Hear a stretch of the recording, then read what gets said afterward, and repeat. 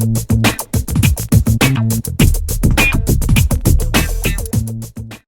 guys, Tracy here with another scrapbooking layout using the Best Day of My Life kit from Scraptastic.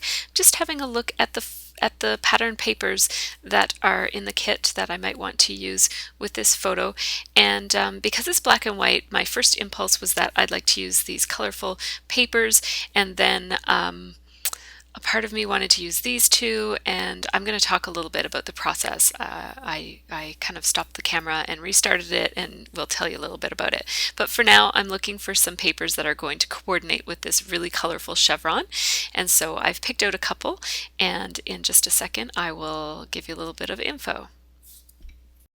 Okay, so I just wanted to say that this almost never happens, where I'm going through looking for papers for this photo and this kind of collection of papers kind of pop out at me. And obviously this collection of papers have already popped out at me because they've all been cut into except for this background paper, and I put them onto this layout, so obviously this combination already appeals to me. But these three patterns, I really want to use these three together. But my thought process here is that these colors are kind of all muted and soft, and I think they would look good with this as a background, this wood floor background, which is the style board from Crepe Paper collection. And so I'm thinking that they're probably not, I mean, they would work fine for this photo because this is a black and white photo, and I don't usually think too hard about matching my photo to my papers. But then at the same time that this collection of papers are emerging as something I want to work with, this and this are emerging as something that I want to work with. And because this is such a bright multicolored pattern, I think that this would work really well with a black and white photo. So it would be the contrast of like an almost stark white background and then some colorful papers and then a black and white photo on top. I really like how that's going to make the colors pop and the black and white photo stand out. So I'm thinking that this collection of papers is actually going to be better suited to this photo than these papers, just because I don't print many black and white photos, so I might not have another one that is as suited to black and white as this. So I'm going to go ahead today and scrapbook this photo with this combination of papers, and then I just pulled out a couple of other bright ones to draw from. So this bright pink, it's not quite as bright, but it's very similar. They're from the same collection. And then this bright yellow, and then some of these Polaroid cameras as well that I might use. And then these are just give me some stripes. Hi, Maya. And then I have this dark paper that I might use for grounding something if I need to. So I just wanted to comment on that because that rarely happens when so many different ideas for layouts are popping out at me while I'm trying to scrapbook one particular photo. So I'm going to, as I've done with this other one, where did that one go? I've had this picture of bikes kicking around since last year, and I've been wanting to scrapbook it, and there were lots of bikes in one of the recent collections, in one of the recent kits that we received, and I did scrapbook a couple of bike shots, but not this one. So I think I've already scrapbooked this one a long time ago, but I want to scrapbook it again, so because I just love the photo. So I've kind of attached it here with a Freckled Fawn paper clip, which is just from my stash, just to remind me not to use this paper because I might get carried away and think I want to use this paper, but I'm going to use it for this photo or another bike photo because we're probably going to do some biking soon. So this is just kind of like an idea placeholder so I don't accidentally use that paper. And if I don't use it in the next little bit, then I'll just give up that idea and just use, the paper will be freed up and I can use it for whatever I want. So I'm going to do something similar here with these pieces because I think that they will look good with this picture of Naomi and me.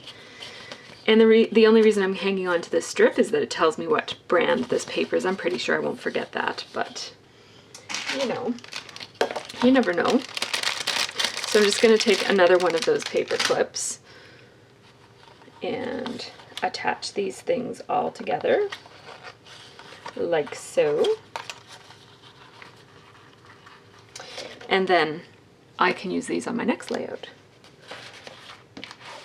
So I just wanted to share a little bit of that kind of the process with you because I don't think you guys have seen that before.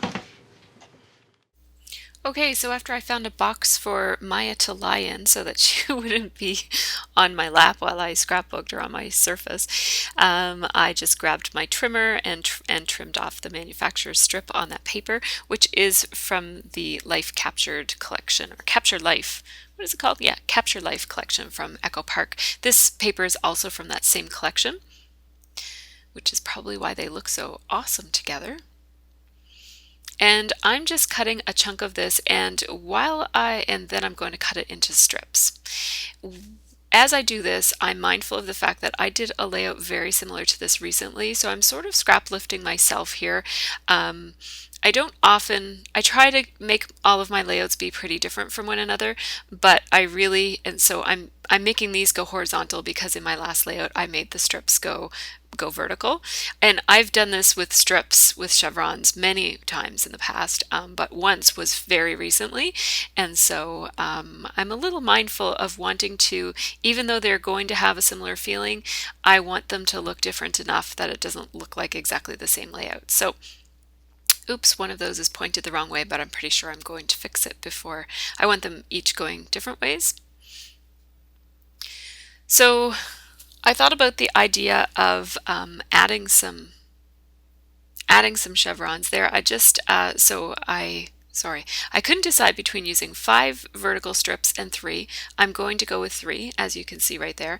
And then I just cut another strip so that it was a little bit more narrow, so that I can put some kind of coordinating but not identical chevrons up in the top corner, because that's where I'm pretty sure I'm going to put my title. And I thought maybe my journaling, but no, my journaling is going to go someplace else. So I did put these a little bit off from each other so that they don't all line up in a nice neat rectangle. So I extended the middle one a little bit so it was over. And here I'm using my ruler, and you'll know that I don't often use my ruler if you watch my channel very often, but whenever I put these chevrons together in such a way, the back and forth kind of a way, I did go over to my sewing machine. My little sewing machine doesn't seem to work anymore, so I had to go off screen to do that. I find when I put chevrons together in a back and forth kind of way, they always look crooked, and I will just feel better about it if I know that they're mostly not crooked, so that's why I measure. It doesn't really matter because they are going to look crooked anyways. It's just a trick that I think your eye plays on you with back and forth chevrons. So I'm just pulling up the edges of the chevrons where the photo isn't going to go so that they lay flat where the photo will be. And yeah, just kind of playing around with how those top ones are going to sit. And I'm going to face the top ones so that they're both facing the same way, because they're going to be sort of like little arrows that will point to either my journaling or my title. It'll end up being my title, but I'm not sure at this point.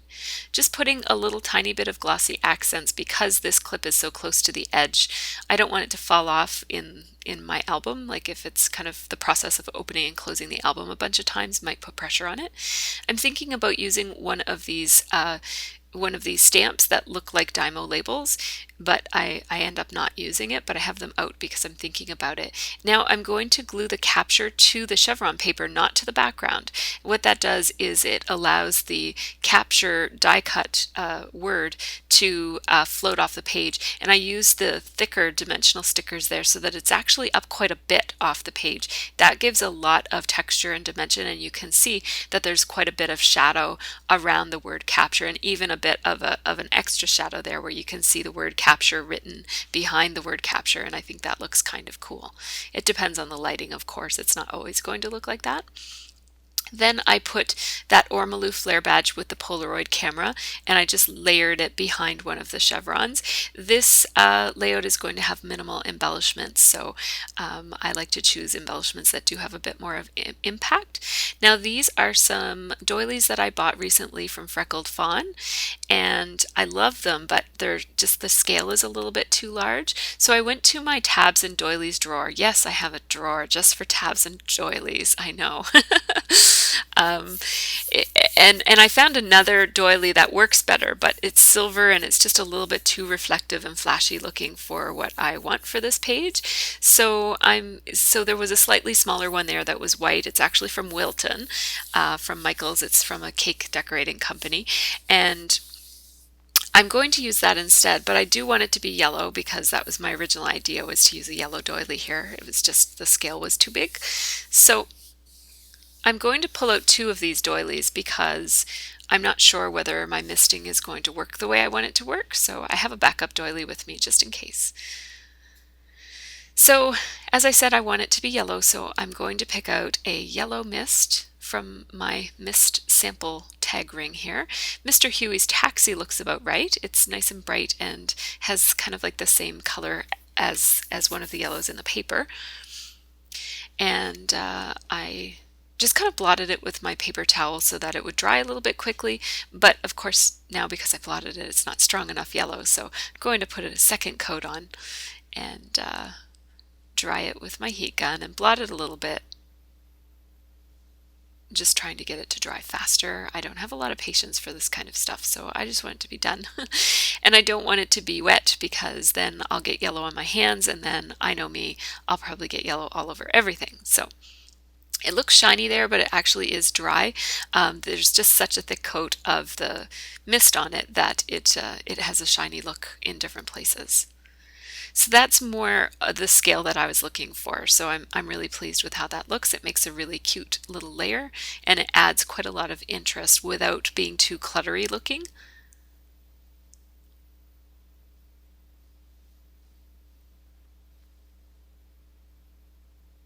So there we go. I want it to be fairly over to the right hand side. Want lots of those empty chevrons without anything on them, those exposed chevrons over on the left side. So, oh, my little temporary glue dispenser there wasn't working. So I put some ATG and then I actually rolled it off. You didn't see me do that. You can just roll ATG off the paper, just kind of wipe your thumb on it and roll it until it's a little ball, and then you can just throw it away. I found another tape. I couldn't find that tape dispenser, but then I found it in my clutter of stuff on my table. And I wanted to use temporary adhesive because I know I'm going to pull these up and want them to look like they're sticking off the edge of the page. And that's hard to do when you use ATG because ATG is a permanent. So again, I went off screen and brought that to my sewing machine, and I've used silver thread on today's layout, which I used to use all the time about a year and a half ago, and then I stopped. Just again, kind of, you gotta take breaks from things. And so now I'm going to use these glitter letter stickers for my title.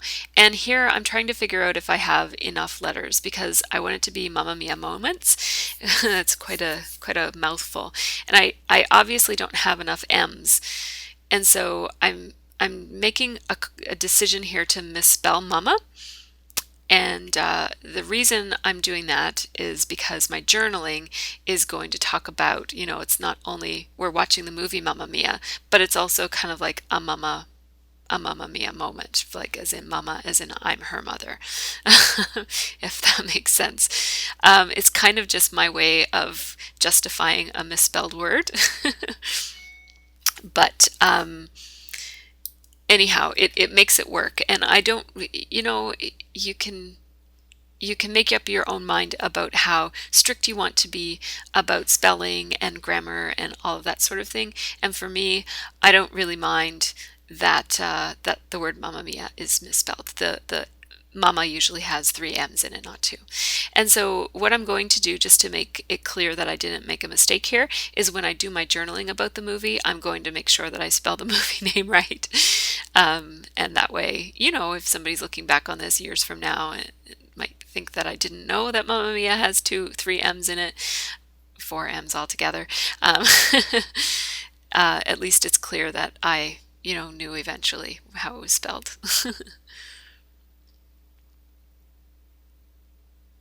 And again, I might be just thinking this through a little bit too much. Nobody is probably going to care that it was misspelled except for me. So, I think it's important that we as scrapbookers do whatever we feel comfortable with. And this, I felt okay about doing it this way. So, and again, I was still down an M. So, what I did was I took two ends and I trimmed them up in such a way that you saw what I did there.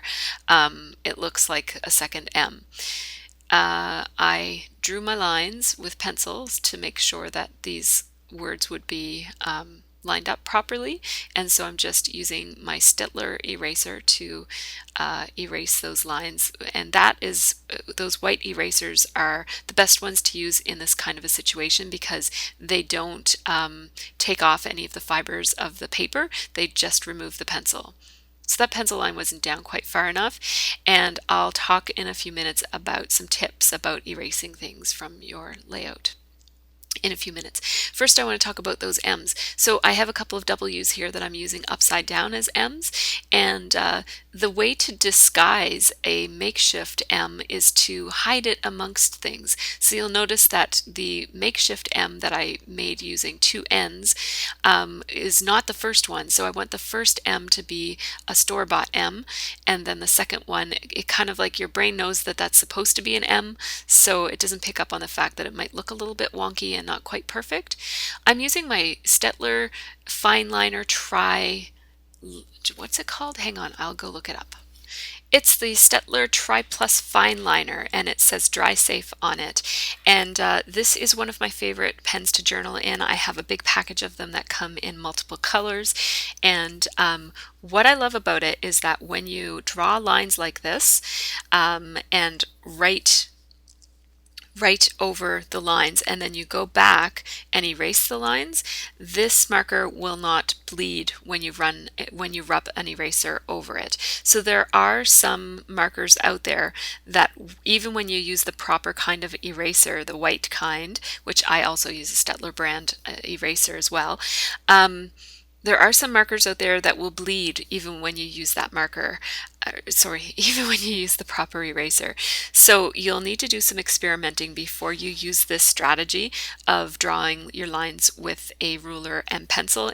I'm just running the pencil very, very faintly. You can probably not even see it on the video. That's how faint I'm going. And yeah, so you'll need to test out, but I have tested out my markers and found that the only ones that I can do this with are these Stettler markers, which luckily I have lots of, and also the Zig Writer pens also you can do this with. Some of the other markers and pens will, as I said, bleed, and so do make sure that you do some experimenting before you use this way of drawing the lines on your layout. So you'll see that I did pre-write my journaling. I don't always do that, but I don't usually do this much journaling, so I wanted to know how it would fit. The reason I'm doing so much journaling is I was sort of inspired by the paper clipping roundtable. I was a guest this week, and we were talking about memory keeping and photography, and it just kind of one of the things we talked about that I mentioned at the end is that I'd like to do more journaling. So that's going to be my challenge to myself this month and hopefully beyond, is to do a little bit more journaling. And I think I'm going to talk about that in another place soon. So you can probably read that journaling for yourself as I'm talking. But yeah, so when I do journaling this big, I tend to get really slanty with it and cram it all together. And so that's why I'm drawing the lines, just to keep myself paced out and even and straight. And I did pre-write it, only I pre-wrote it in a smaller space, so I'm sort of guesstimating. I've got my lines are about twice as wide as my lines were in my sample, and so I'm thinking that I'll probably need half as many lines of it, and so that's sort of how I'm doing it. So I just made the journaling line up with those chevron strips of paper, and it becomes kind of part of the design. So here we go, I'm erasing, and what I'm doing is very gently, what you want to do is let the weight of the eraser do the work for you. So, and here you'll get to see just how fine those lines were, how faint they were, and how they totally erase when you do it this way. And the writing remains completely crisp. So I am not pressing on the eraser at all. I'm just rubbing the eraser back and forth, and it's really just the weight of the eraser. If you press too hard, you may um, kind of cut into, or like you may rub the fiber of the paper such that the marker starts to fade, and I don't want that. I want this journaling to be a nice bright crisp pink to coordinate with the bright crisp pink that's in the paper. Yeah, so that's a bit of a mouthful, wasn't it? So now I've just spread these stars around. And I like how they landed just quite quickly. So at first I thought I'm going to take those off and do some spraying, some misting. So I took a picture because I liked them so much where they landed. But then I decided I think I'll just glue them down now, and then I don't have to go back and add them later. Just using my glossy accents to glue them down. And these are the cork stars that came in the kit. The only thing that's not from the kit on this page is the doily. And so I'm going to look through my samples. I was going to look through my samples, and then I quickly decided I know I'm going to use Mr. Huey's Silver because it's one of my go-to mists, and then I'll just come back and add a teensy bit of the Taxi because it coordinates so well with the doily since it's the same color. And I really like how this turned out. It's one of my favorite layouts of recent time. I love that I was able to do more journaling. I have a very verbal job that involves a lot of processing of verbal stories and stuff. So I tend to just kind of use scrapbooking as my chance to let photos tell the stories, but I am making a bit more of an effort to write out the stories because, yeah, some other people might want to know what it's all about too, right? I just wanted to show you guys the layout that I did. I mentioned at the beginning that I scrap lifted myself, and so here's just showing you how it's basically rotated 98 degrees and then inverted. And I didn't refer to it as I was doing the layout, but I remembered what it looked like and kind of made it similar, but hopefully different enough that it doesn't look too repetitive. It's not in the same album. The album I just showed you is finished, so this layout won't be in the same book. So I don't think it's too bad that I made two layouts the same. Anyhow, I hope you guys enjoyed this process. Have a great scrappy week.